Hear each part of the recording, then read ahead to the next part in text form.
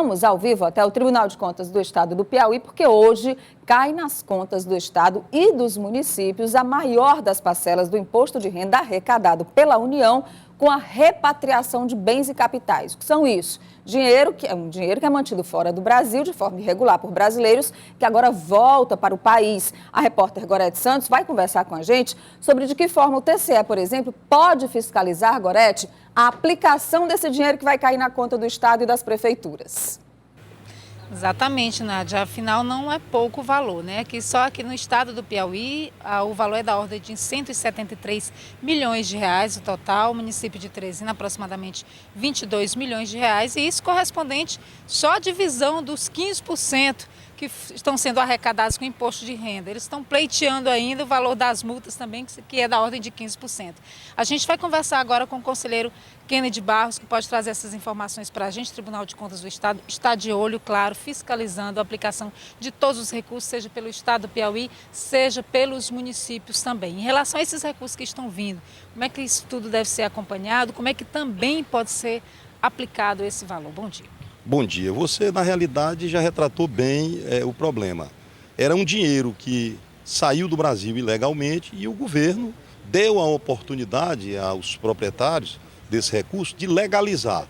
E a legalização passa por recolher o imposto de renda.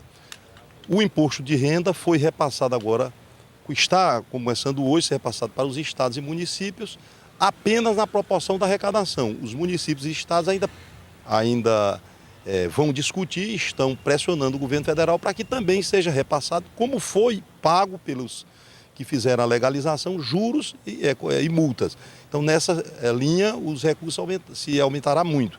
Então, o papel do tribunal é uma receita tal qual as outras. Toda receita que chega é dever do gestor aplicar bem e prestar contas. O tribunal entra exatamente nessa linha. Como órgão de controle externo, vai fazer o acompanhamento da correta aplicação desses recursos. Os governos estadual e municipais, eles têm liberdade para usar esses recursos especificamente da forma como achar devida, eu digo, no setor que lhe convier? Veja bem, tem recurso que já vem no linguajar popular carimbado, ele vem para um fim específico. Exemplo, é um convênio para fazer um viaduto, é um convênio para fazer uma escola. Então ele tem uma destinação específica. Quando é uma arrecadação que deveria fazer parte da composição da receita naquela época, do fundo de participação, e não veio, ele vem para a aplicação correta, mas logicamente não vem com uma destinação específica. A gestão escolhe a forma de destiná-lo, claro que vinculado ao cumprimento de princípios, princípio da moralidade, da eficiência, economicidade.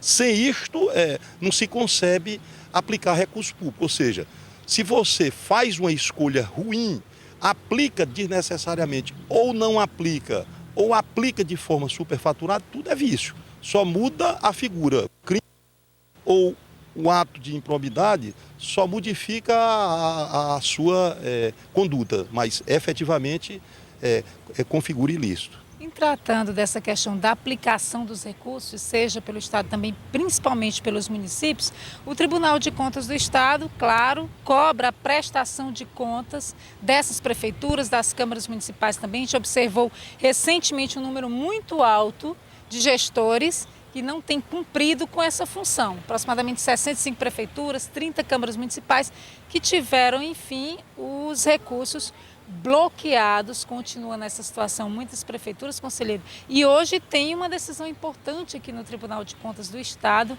para trazer uma regulamentação ainda mais efetiva a respeito disso, né? O que seria? Veja bem, primeira questão, a questão da transição. A obrigação de prestar conta. Não precisava ninguém dizer a um gestor que ele tem a obrigação de prestar contas. A lei dá aqui no Piauí 60 dias para o gestor prestar contas dos recursos recebidos mensalmente. E o gestor atrasa. Você tem uma ideia? Antes do tribunal agir, gestores atrasavam um ano na prestação de contas. O tribunal fez uma transição na função pedagógica há uns 6, 8 anos atrás, para que chegasse ao cumprimento no prazo correto. Hoje, o tribunal dispõe de um instrumento que aquela oportunidade não tinha, é o bloqueio dos recursos. Ou seja, quando o gestor não presta conta, o tribunal bloqueia os recursos. Ele fica impedido de manusear os recursos do município ou do estado, do órgão que representa. Realmente você chamou atenção para o número elevado do bloqueio na semana passada, 90, 95 entes, entre prefeituras e câmaras. O tribunal não tem outro caminho. Se você não presta conta dos recursos que recebe, aí no mínimo é um indício de irregularidade. Outra coisa, quem é que garante, se essas prestações de contas vierem com muito atraso, não serão prestações de contas montadas, que não retratam de fato o gasto como foi feito. Então o tribunal precisa agir concomitantemente, só assim inibe o prejuízo ao erário. Quanto à proposição que fiz, que você se referiu, apresentei ontem, protocolei ontem no tribunal e hoje vai ser lida e começa a discussão no âmbito do tribunal, a Tricom, a Associação dos Tribunais de Contas do Brasil, já tinha feito um indicativo para que se respeitasse nos pagamentos das dívidas públicas a ordem cronológica de pagamento. Só que os gestores não vêm fazendo assim, ou seja, escolhe pela cara. Isso dá margem à corrupção. À medida que o gestor, o ente desonesto, ele fica com a faculdade de cobrar propina para que um pagamento seja passado na frente de outro. Então, nesta linha, a Tricom apresentou esse indicativo para os tribunais, o tribunal fez a aprovação de que seguiria este direcionamento da Tricom, mas nunca havia regulamentado, ou seja, o tribunal, no caso concreto, nenhum ainda aplicou esta determinação. Então, ontem eu, entrando em contato com outros tribunais que já regulamentaram a matéria, apresentei uma proposta de resolução já regulamentando para, de imediato, essa medida ser cobrada tanto a nível dos municípios como a nível dos estados. É uma medida que, não tenho nenhuma dúvida, representará ganho muito grande e como se diz no linguajar popular, um tapa na corrupção. Quero agradecer então ao conselheiro Kennedy Barros. Claro, isso vai trazer um alívio, já que quem está com um débito aí mais antigo, Nádia, na verdade, dinheiro a receber vai ter que receber antes. Ele estava falando a respeito de muitas vezes que acabam pagando fornecedores desse ano quando há outros de 3, 4 anos atrás que ficam a ver navios. Nádia?